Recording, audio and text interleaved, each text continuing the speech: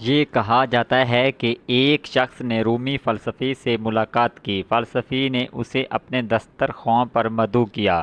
جب وہ شخص شوربہ پینے لگا تو اس نے پیالے میں سانپ جیسی کوئی چیز دیکھی، لیکن شرمندگی کے مارے وہ پیتا رہا۔ گھر جا کر وہ اس بات سے پریشان رہا کہ آخر اس نے کیا پی لیا ہے۔ واقعی رات کو اس کے پیٹ میں شدید درد شروع ہو گیا، جس نے اس کی نیند اڑا دی۔ صبح ہوتے ہی وہ فلسفی کے پاس دوا کی تلاش میں پہنچا، مگر جب فلسفی نے اسے بتایا کہ شوربے میں کوئی سانپ نہیں تھا بلکہ وہ تو چھت پر بنی ہوئی تصویر کا عکس تھا، اور یہ بات ثابت کرنے کے لیے اس نے دوبارہ شوربہ نکالا تو اس میں بھی فوراً سانپ کا عکس نظر آیا، تو وہ حیران رہ گیا۔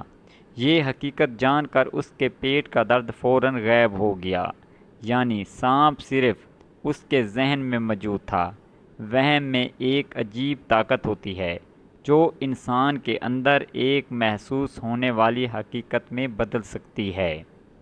اس لیے کسی کہنے والے نے کیا خوب کہا، وہم آدھا مرض ہے، اطمینان آدھی دوا ہے، اور صبر شفا کی پہلی سیڑھی ہے۔ میرے بھائیو، صبر سے کام لیا کرو اور وہم نہ کیا کرو۔ وہم سب سے گندی بیماری ہے۔ سلام سب بھائی۔